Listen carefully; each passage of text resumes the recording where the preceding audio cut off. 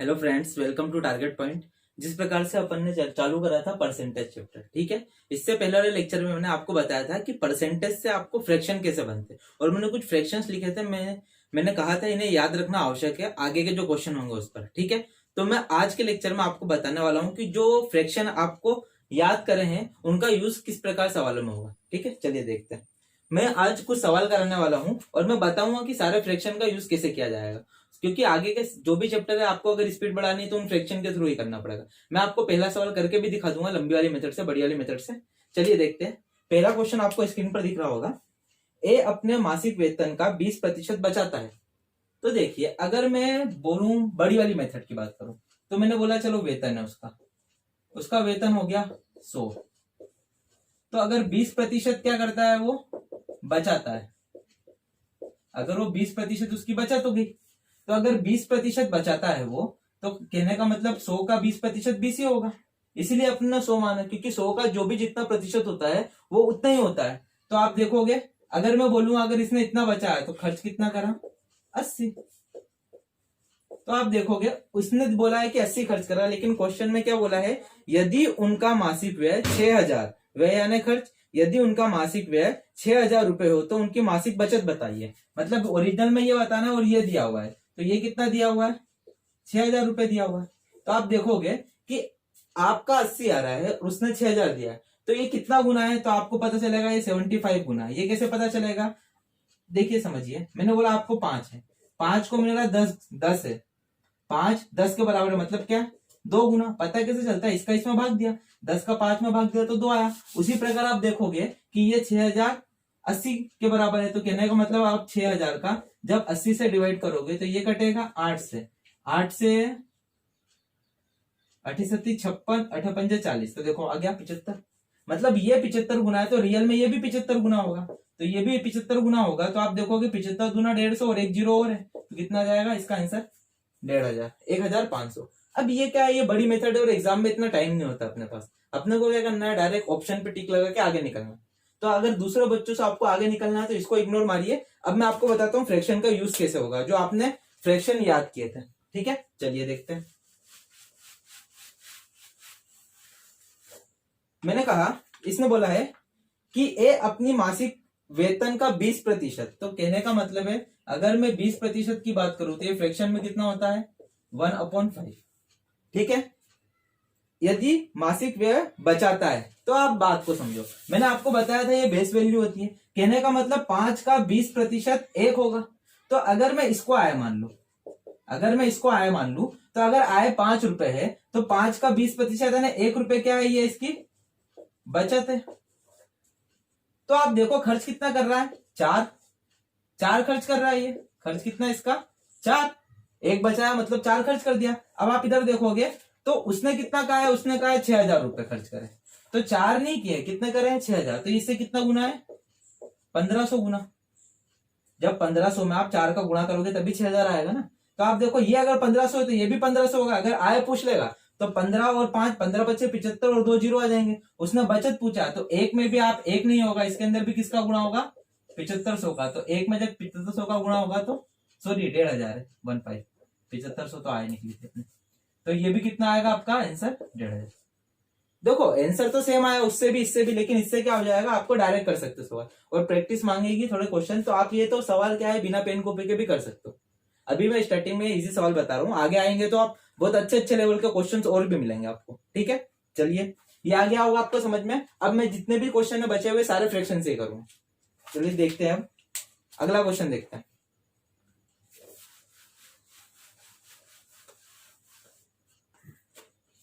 जैसे कि आपको क्वेश्चन दिख रहा है, यदि 6400 में हम उसका 12 सही 1/2% जोड़ दें तो हमें क्या प्राप्त होगा, ठीक है। तो देखिए, अगर मैंने बोला है 12.5% बोला, 12 सही 1/2 मतलब 12.5, तो ये किसका होता है, 1/8 का, ठीक है। तो उसने क्या बोला है, 6400 में हम उसका 12 सही, तो देखो 8 का 12.5% 1 होगा। तो इसने क्या बोला है, 6400 में उसका 12% जोड़ दे, तो 8 में 1 जोड़ेंगे। देखो 8 का 12.5% 1 होता है, तो 8 में 1 जोड़ेंगे तो कितना आएगा आपका, 9 आएगा। अब उसने क्या बोला, 8 में नहीं जोड़ना, उसने किस में बोला है, 6400 में। तो ये इससे कितना गुना है, ये 800 गुना है। तो आपका रियल में ये भी कितना हो जाएगा, जब आप इसमें जोड़ोगे 1 तो 9 आ रहा है, तो 9 भी नहीं होगा, ये रियल में कितना हो जाएगा, इसके अंदर भी 800 का गुना हो जाएगा, तो 8 9 7200। तो इसका आंसर क्या आ जाएगा, 7200।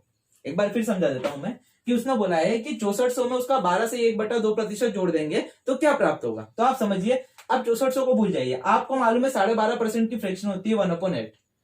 8 का 12.5% 1 होता है, तो देखो 8 में जब 12.5% यानी 1 जोड़ोगे तो 9 आएगा। तो अपन 8 में जब 1 जोड़ रहे तो 9 आ रहा है, उसने क्या बोला है 6400 में जोड़ना है, तो 8 नहीं है, ये कितना है 6400, ये कितना गुना है 800 गुना है।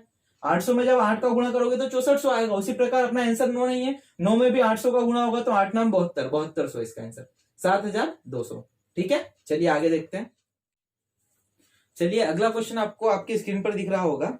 इसमें कहा गया है यदि किसी संख्या में हम उसका 14 सही 2/7% जोड़ देते हैं। चलिए फ्रैक्शन दी है उसने 14 सही 2/7%, तो इसकी वैल्यू क्या आती है आपको पता है 1/7 होती है, मतलब 7 का 14 सही 2/7% 1 होता है ऊपर वाला। अब क्या बोला है उसने, यदि किसी संख्या में हम उसका 14 सही 2/7% जोड़ देते हैं तो हमें कितना मिल रहा है 5600, 5600 मिल रहा है। ठीक है, फिर क्या बोला उसने, तो वह संख्या ज्ञात कीजिए। देखिए अगर 7 में मैं 14 सही 2/7 का 7 के अंदर 14 सही 2/7% यानी 1 जोड़ूंगा तो ये कितना मिलेगा मुझे 8।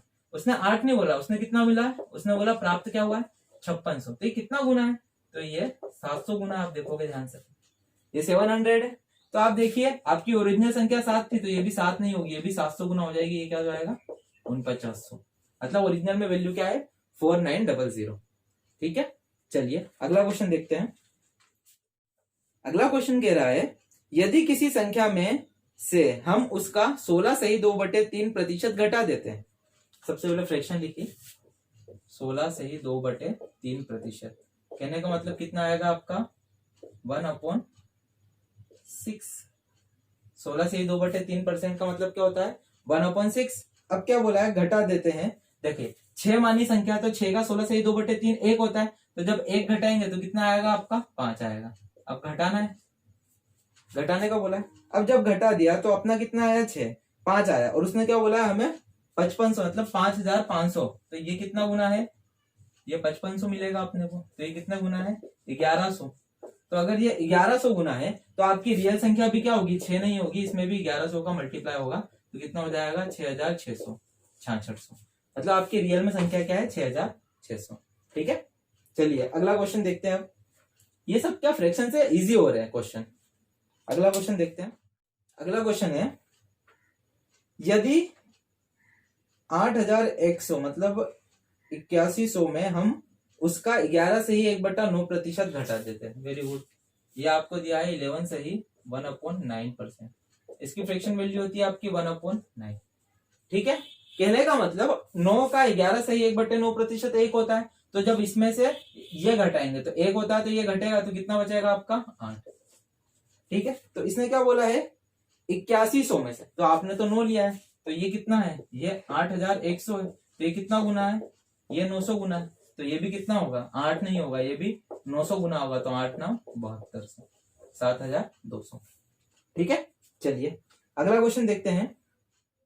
क्वेश्चन में दिया है यदि किसी संख्या के 12 से ही 1/2% में 6300 मतलब 6300 जोड़ दिया जाए तो हमें वह संख्या दोबारा प्राप्त होती है, तो वह संख्या ज्ञात कीजिए। चलिए देखिए, सबसे पहले फ्रैक्शन वैल्यू दी है कितनी 12.5%, तो आपने लिखी 12.5%, ये आपकी फ्रैक्शन वैल्यू है।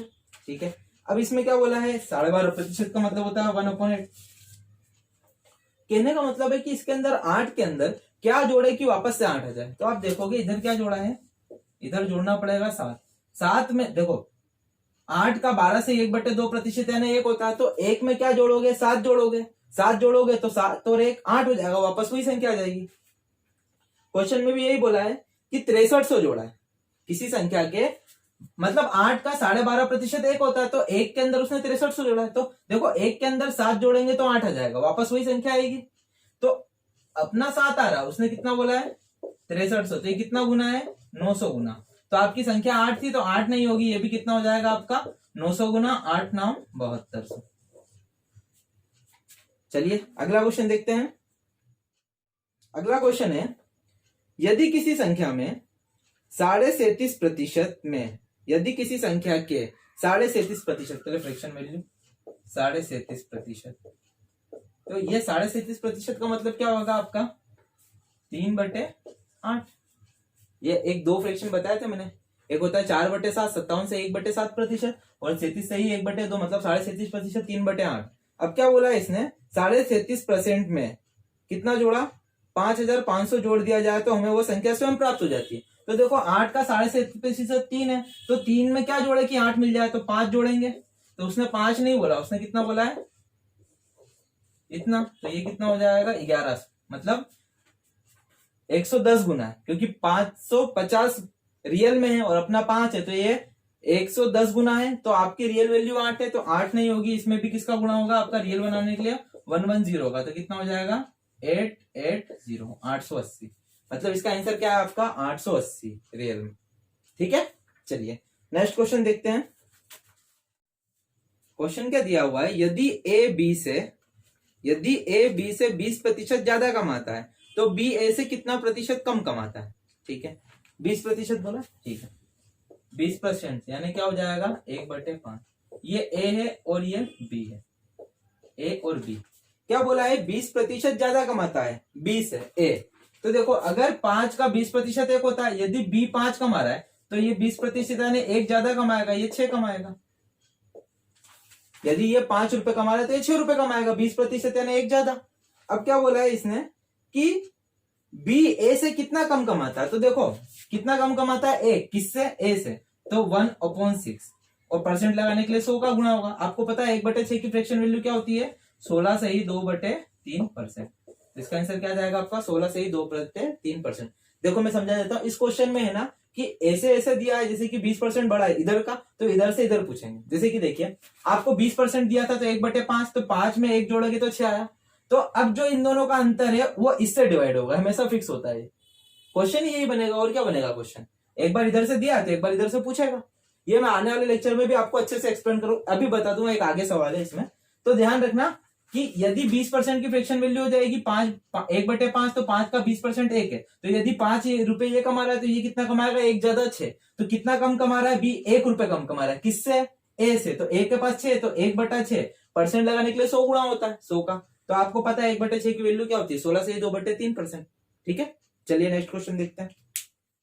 अगला क्वेश्चन है आपके सामने, दिया है कि एक बेईमान दुकानदार दूध को लागत मूल्य पर बेचने की घोषणा करता है, परंतु वह दूध में पानी मिलाता है। भैया आज के जमाने में जरूरी है दूध वालों के लिए, दूध में पानी मिलाता है और 16 से ही 2/3% का लाभ कमाता है। तो सोचिए 16 से ही 2/3% का लाभ, तो क्या हो जाएगा 1/6। तो अगर उसको इतना लाभ चाहिए तो 6 लीटर में 1 लीटर दूध मिलाना चाहिए। अगर वो 6 लीटर के अंदर 1 लीटर दूध मिलाएगा तो उसको कितने परसेंट का लाभ होगा, 16 से ही 2/3% का लाभ।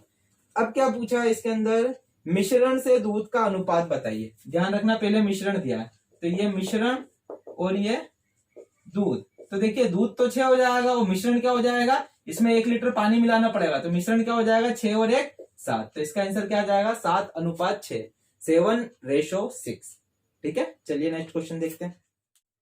अगला क्वेश्चन भी दूध से रिलेटेड है। एक बेईमान दुकानदार दूध को लागत मूल्य पर बेचने की घोषणा करता है, परंतु वह दूध में पानी मिलाता है और 12 से ही 1/2%, 12 से ही 1/2% लाभ, यानी 1/8। फ्रैक्शन वैल्यू आपको पता है 12.5 की। तो यदि मिश्रण कितना है 8100 लीटर है, 8100, तो उसमें दूध की मात्रा बताइए। तो आपको पता है अगर दूध ये है, दूध अगर 8 है तो उसको लाभ कमाना है तो उसको 1 लीटर मिलाना पड़ेगा, तो 9 क्या हो जाएगा इसका मिश्रण।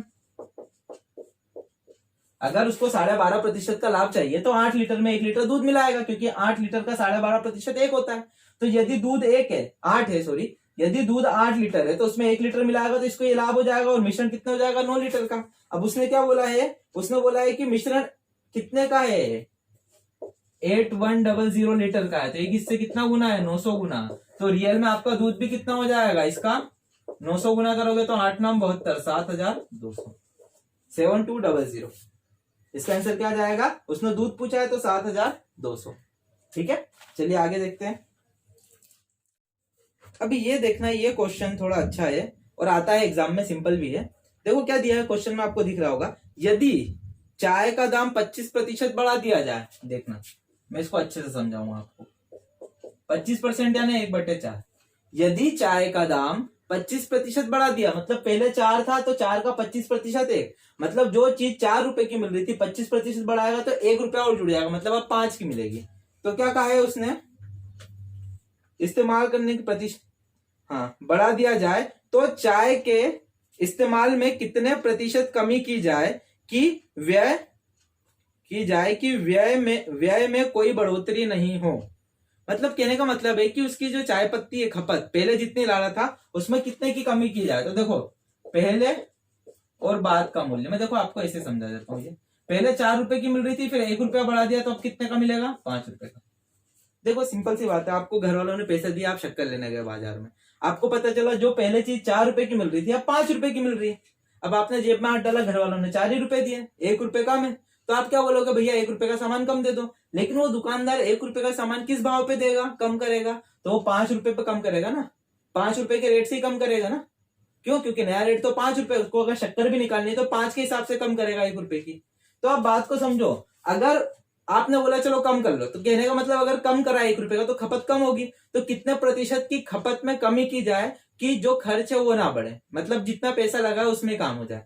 तो आप देखो कि 1 रुपए की शक्कर निकलवाएगा वो किस दाम पे, 5 पे, तो 1/5, 1/5 की अगर परसेंट में चेंज करोगे तो कितना होता है ये, 20%। तो इसका आंसर क्या आ जाएगा, 20%। मैं एक बार फिर समझा देता हूँ, अच्छा क्वेश्चन है। 25% की कमी की जाए, मतलब 1/4, मतलब जो चीज पहले 4 की मिल रही थी अब क्या हो जाएगा, 1 रुपया बढ़ गया उस पर, तो अब मिलेगी 5 रुपए की। तो 4 से 5 हो गया भाव। अब क्या बोला है उसमें कि खपत में कमी की जाए, मतलब वो चीनी कम लेके आएगा वहां से, तो 1 रुपए की कम करवाएगा, किस भाव पे, 5 भाव, 5 के हिसाब से, तो 1/5 की कमी होगी। तो इसको अगर प्रतिशत में देखा जाए तो कितना हो जाएगा, 20%। ठीक है, तो ये जो आज का आपका लेक्चर था, इसके अंदर मैंने आपको बेसिक क्वेश्चन बताया कि परसेंटेज का यूज कैसे होगा। अभी बहुत सारे लेक्चर आने वाले हैं इसके, और इसके अंदर बहुत अच्छे अच्छे लेवल के क्वेश्चन आएंगे, आपको धीरे धीरे लेवल बढ़ाएंगे अपन। और मैंने सारे पार्ट अलग अलग कर दिए, इसके सारे क्वेश्चन के अलग कर दिए, जैसे कि इलेक्शन के अलग कर दिए, परीक्षा वाले क्वेश्चन अलग कर दिए हैं, इसके अंदर इंक्रीज डिक्रीज के अलग कर दिए, सारे आपको फॉर्मेट पता चल जाएगा। तो आशा करता हूं कि आपको आज का लेक्चर समझ में आया होगा, अच्छा लगा होगा। चलिए मिलते हैं अगले लेक्चर में, थैंक यू सो मच।